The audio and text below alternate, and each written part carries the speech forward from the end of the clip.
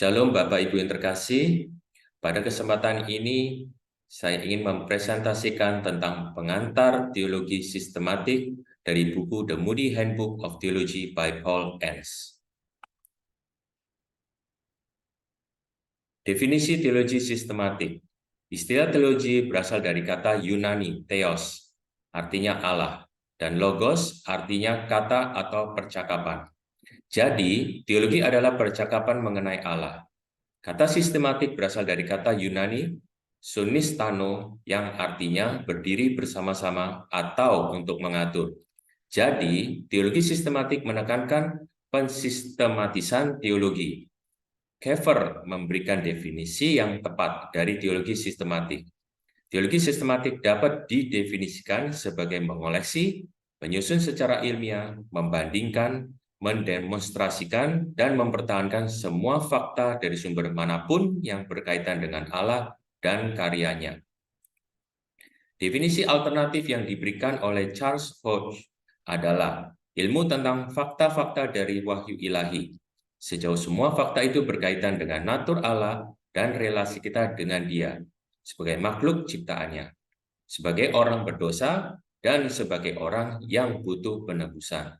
Semua fakta ini, sebagaimana yang telah disebutkan di atas, terdapat dalam Alkitab. Terlihat dari dua definisi teologi sistematik yang kontras itu. Kever berpegang pada pandangan yang lebih luas. Ia menekankan bahwa teologi sistematik merupakan asimilasi informasi tentang Allah dari sumber manapun, termasuk informasi di luar Alkitab. Hodge membatasi definisinya tentang teologi sistematik pada informasi yang didapat dari Alkitab saja.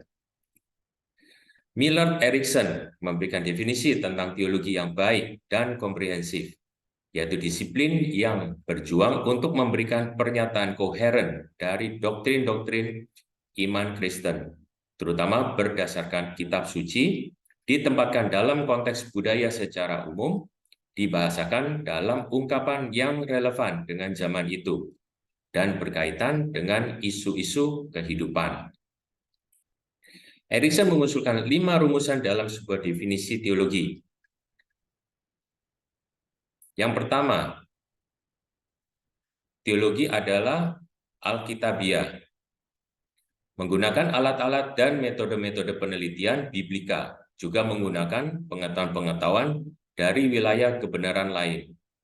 Yang kedua, teologi adalah sistematik, yang bahannya diambil dari keseluruhan kitab suci, serta mengorelasikannya satu dengan yang lain. Yang ketiga, teologi adalah relevan pada budaya dan pengajaran, diambil dari kosmologi, psikologi, dan filsafat sejarah. Keempat, teologi harus kontemporer, mengaitkan kebenaran Allah dengan pertanyaan-pertanyaan dan tantangan pada zaman ini.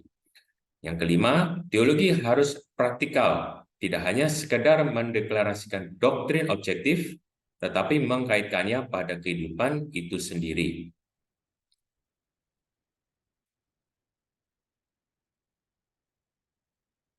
Yang berikutnya, perbedaan dalam teologi sistematik. Teologi sistematik dibedakan dari klasifikasi teologi lainnya. Klasifikasi lain yang berbeda dengan teologi sistematik adalah sebagai berikut. Pertama, teologi biblika adalah studi yang fokusnya lebih sempit, yang menekankan studi tentang era tertentu atau penulis tertentu di Alkitab, misalnya era para nabi atau teologi Yohanes. Kedua, sejarah teologi adalah studi dari perkembangan historis dari perumusan teologi. Misalnya, sejarah teologi meneliti perkembangan kristologi pada abad mula-mula dari gereja Kristen, di mana pada waktu sidang sinode, gereja merumuskan posisi mereka tentang doktrin-doktrin, seperti dua natur Yesus Kristus. Ketiga, teologi dogmatik kadang-kadang dibingungkan dengan teologi sistematik, sehingga ada beberapa karya teologi sistematik yang baik yang diberi judul teologi dogmatik. Misalnya, W.G.T. Shedd. Teologi dogmatik biasanya dimengerti sebagai studi yang menunjuk pada sistem credo yang dikembangkan oleh suatu denominasi atau gerakan teologi tertentu. Keempat, teologi Kristen adalah kategorisasi lain yang kadang-kadang digunakan dengan pengertian yang sama dengan teologi sistematik. Karya dari Millard J. Erickson menunjang kategorisasi ini. Buku-buku teologi dari Emery H. Bancroft dan H. Orton Willie adalah contoh yang lain.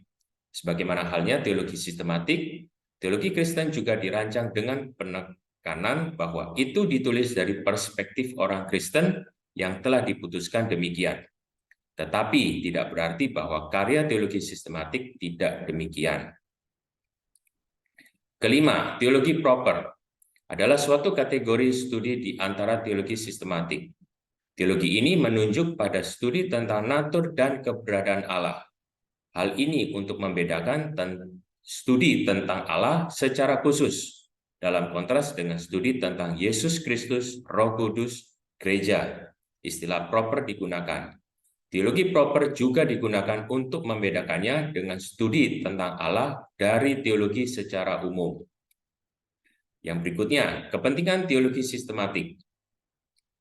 Yang pertama, sebagai penjelasan tentang kekristenan. Teologi sistematik penting sebagai studi penelitian dan penjelasan. Demikian pula pengorganisasian secara sistematik dari doktrin-doktrin yang merupakan dasar dan hal penting bagi kekristenan. Sebagai hasil dari teologi sistematik, orang Kristen bisa mendapatkan pengertian yang jelas tentang kepercayaan dasar dari iman Kristen. Alkitab tidak ditulis dalam bentuk garis besar doktrinal. Oleh karena itu, penting untuk mensistematikan bagian-bagian dari Alkitab untuk memahami penekanan doktrinal dari keseluruhan Alkitab. Yang kedua, sebagai apologetik bagi kekristenan. Teologi sistematik memampukan orang Kristen untuk mempertahankan kepercayaan mereka secara rasional terhadap lawan-lawan dan orang yang menentang iman mereka. Orang-orang percaya di era gereja mula-mula menggunakan kepercayaan mereka yang telah disistematiskan untuk menanggapi lawan-lawan mereka dan orang tidak percaya. Yang ketiga, sebagai apologetik bagi kekristenan. Sekarang hal itu menjadi lebih penting dengan munculnya humanisme, komunisme, bidat-bidat, dan kepercayaan-kepercayaan dari timur. Doktrin iman Kristen yang telah disistematiskan harus diteliti, dijelaskan, dan dipresentasikan sebagai suatu pembelaan dari kekristenan di sepanjang sejarah. Yang keempat, sebagai alat untuk kedewasaan orang Kristen. Teologi sistematik adalah esensi dari kebenaran orang Kristen. Artinya, teologi sistematik adalah kebenaran-kebenaran yang esensial bagi kedewasaan orang percaya. Seperti dalam 2 Timotius pasal 3 ayat 16-17. Tulisan-tulisan Paulus menjelaskan bahwa doktrin atau teologi adalah dasar dari kedewasaan orang Kristen. Hal itu terlihat dari cara yang biasa Paulus lakukan untuk membangun suatu dasar doktrinal dalam surat-suratnya. Misalnya dalam Kitab Efesus pasal Efesus pasal 1 ayat 1-3. Sebelum mendorong orang percaya untuk hidup dengan benar. Misalnya dalam Efesus pasal 4-6. Yang kelima, sebagai alat untuk kedewasaan orang Kristen. Banyak orang Kristen telah setia menghadiri kebaktian gereja selama berabad-abad. Namun masih memiliki pengertian yang sedikit tentang doktrin mayor dari iman Kristen. Dalam hal pengetahuan doktrin yang benar amat penting untuk kedewasaan orang Kristen. Lebih dari itu, juga untuk melindungi orang percaya dari kesalahan. Bandingkan dalam 1 Yohanes pasal 4 ayat 1 dan Yudas pasal 1 ayat 4. Berikutnya, pensyaratan dari teologi sistematik. Yang pertama, inspirasi dan inerasi kitab suci. Tidak ada teologi yang cukup dan mungkin tanpa suatu kepercayaan pada inspirasi dan inerasi kitab suci. Apabila doktrin ini ditinggalkan, maka hal itu akan menjadikan penalaran sebagai sumber otoritas dan penalaran akan duduk sebagai hakim atas teks kitab suci. Kedua, aplikasi dari prinsip-prinsip hermeneutik yang tepat. Aplikasi dari prinsip-prinsip hermeneutik yang tepat akan mendorong objektivitas serta memaksa penafsir untuk mengesampingkan bias-bias dan ekstrim-ekstrim. Yang ketiga, pendekatan ilmiah.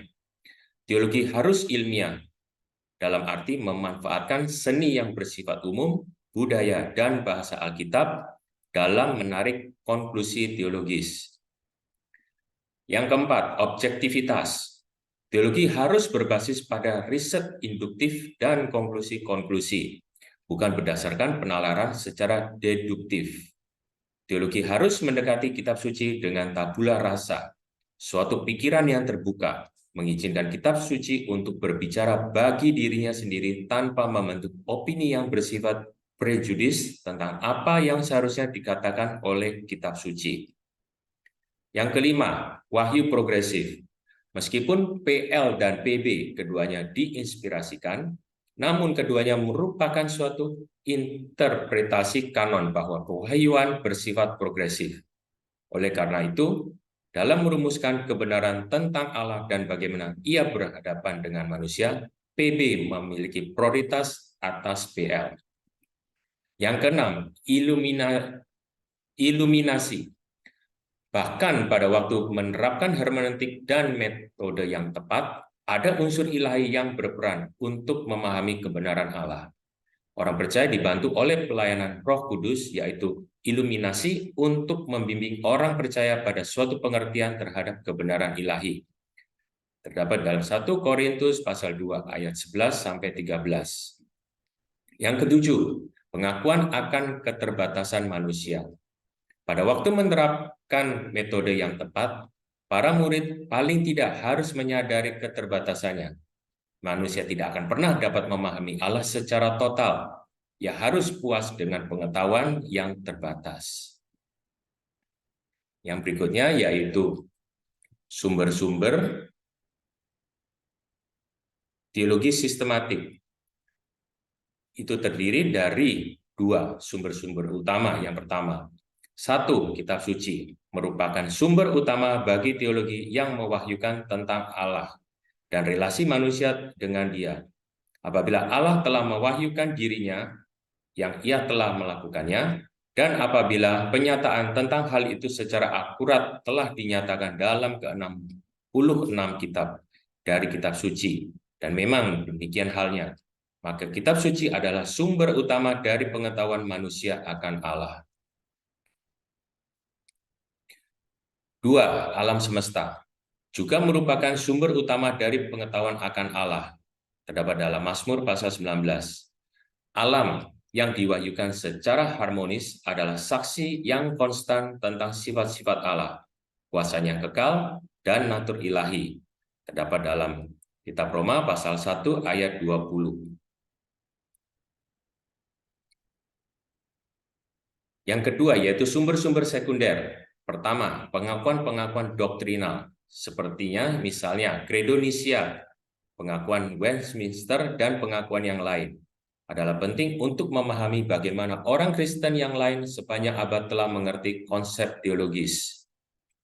2.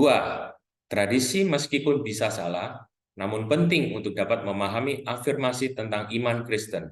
Apa yang individu, gereja-gereja, dan denominasi telah ajarkan merupakan pertimbangan yang perlu diperhatikan dalam merumuskan pernyataan teologis.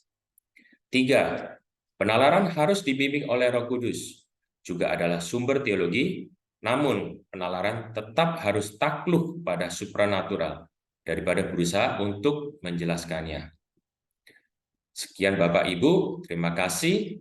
Tuhan Yesus memberkati.